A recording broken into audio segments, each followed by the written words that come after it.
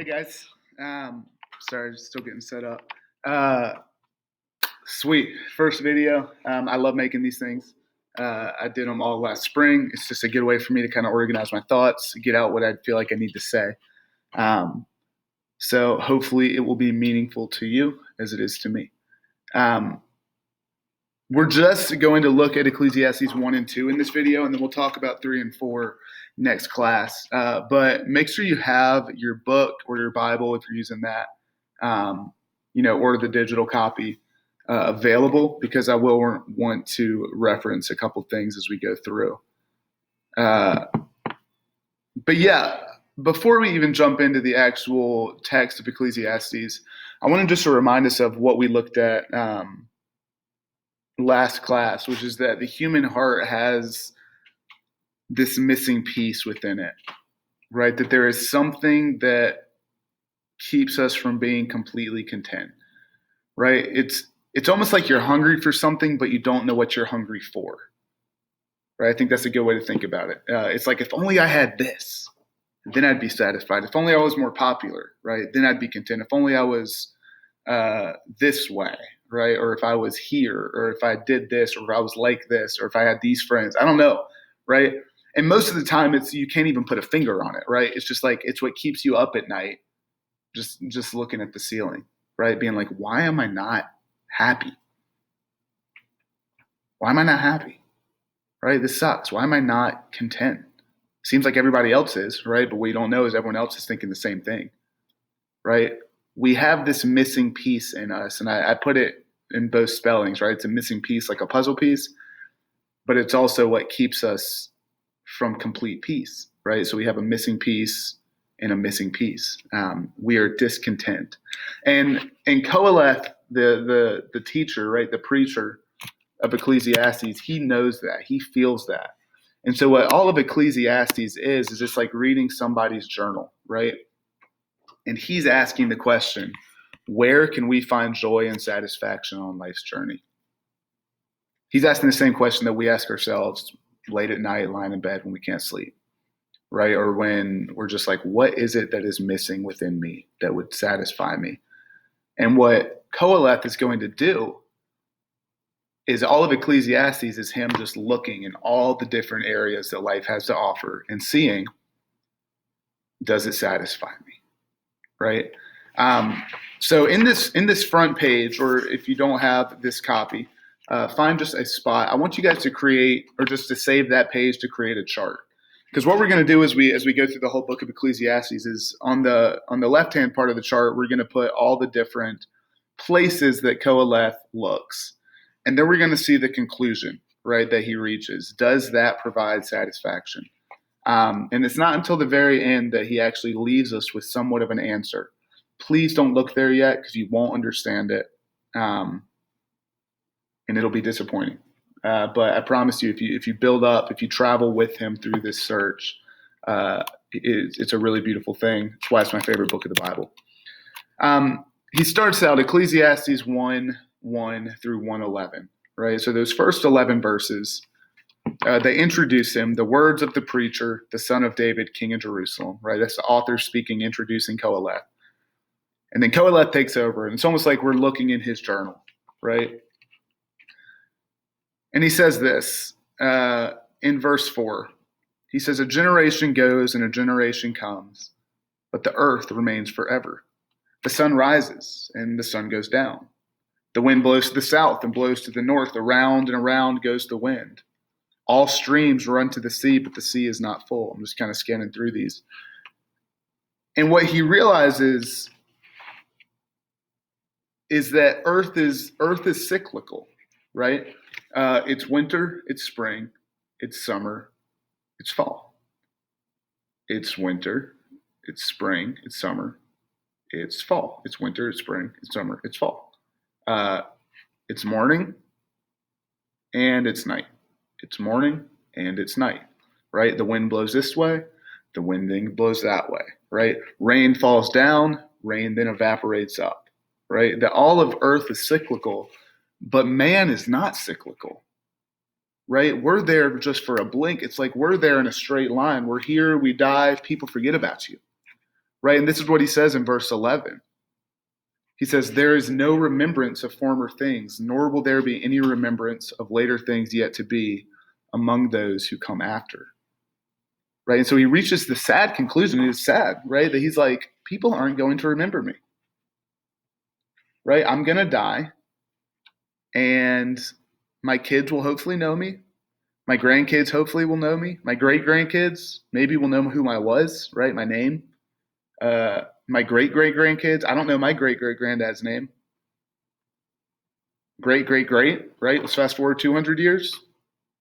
Maybe the Harvey name will still be passed on. Maybe not, right? 500 years, no one's going to know that I was even here, right? I mean, as I'm saying this, I made this pen.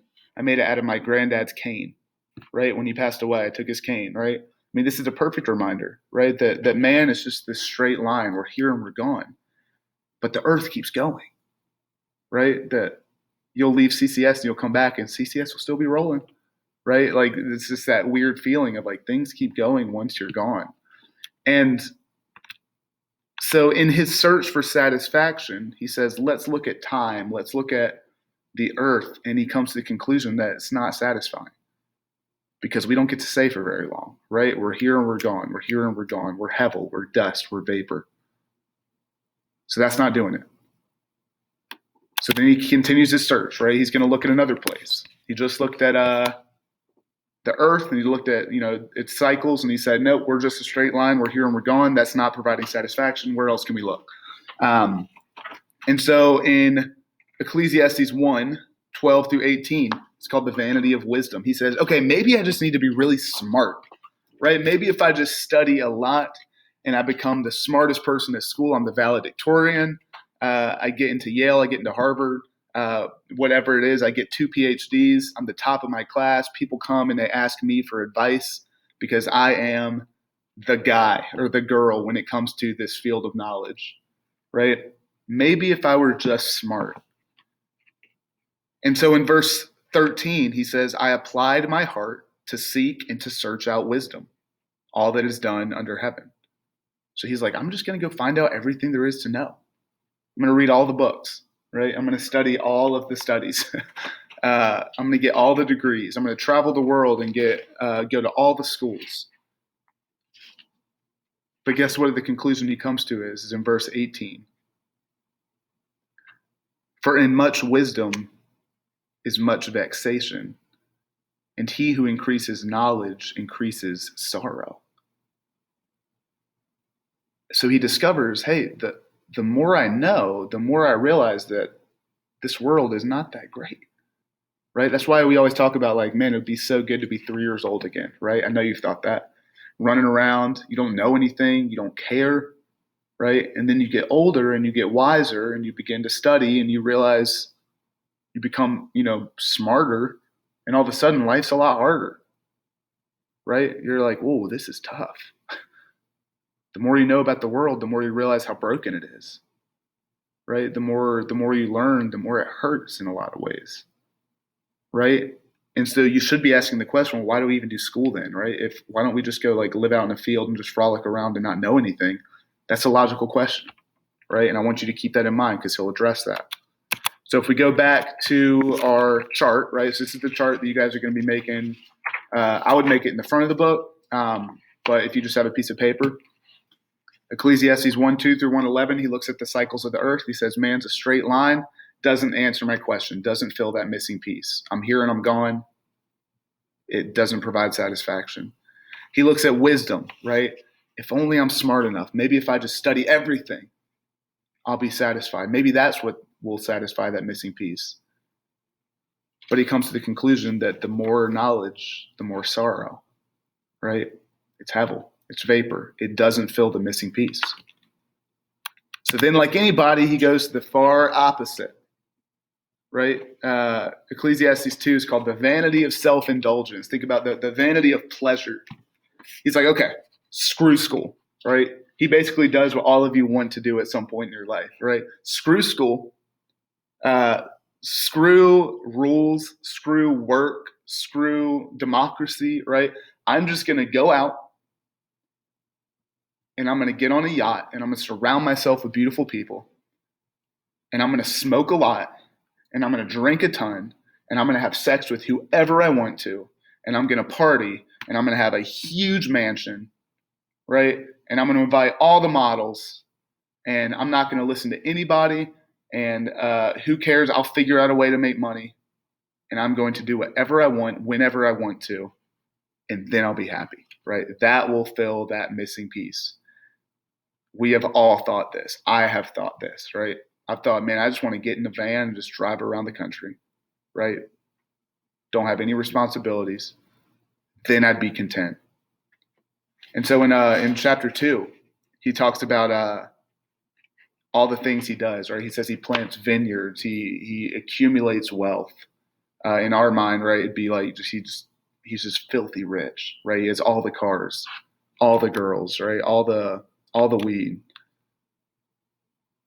But he comes to the conclusion again that it's not doing it, right? And if you look at chapter 2, verse 11, then I considered all that my hands had done and the toil that I expended in doing it, right? It takes work. And behold, all was vanity and a striving after the wind, and there was nothing to be gained under the sun, right? So he's tried wisdom. He's like, I'll just be smart. I'll follow the rules. I'll turn in my homework. I'll do everything right. And I'll study a lot.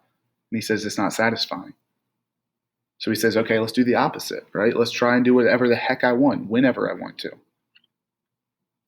And according to him, according to his experiments, he says it's not satisfying, right? He says it's hevel. Then we get to the last one. He says, okay, well, what about work? Maybe if I just work really hard and have a great career, and I'm, a mogul, right? I have my own business, etc. Then maybe I'll be content. But what he comes to the conclusion is that even your work just gets passed on to somebody else, right? He says in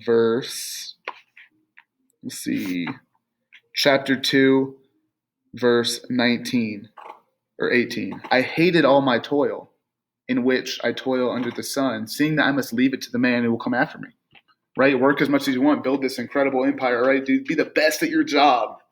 Be a workaholic, right? Stay up all night at the office and be the best at your job. But guess what? Eventually you'll retire. Someone will take your position. Who knows if they're even good at their job, right? They might completely change everything you did, right? They might throw away all the stuff you made. And again, you'll be forgotten, right? And so if we go back to our chart that we're making at the beginning, wisdom, hevel. Pleasure still doesn't satisfy. It's fun, right? He actually says that. He says it's fun, but it doesn't satisfy. And there's a difference. Work, right? Being really good at my job still does not satisfy, right? It still does not give me that contentment and let me sleep at night solely at peace. And guys, I want us to sit in this discontent, right? Don't flip to the end and be like, oh, it's going to have something to do with God. What he does is really beautiful. But where he is right now is he's on the same journey that you guys are on. That's why I love Ecclesiastes, because it's the same journey that I'm on. Finding satisfaction, right? Where can we find it? And it's like we're reading his journal, right? All the places that he's looked, knowledge, pleasure, work, and he's coming to the conclusion that none of it is quite good enough to fill that missing piece.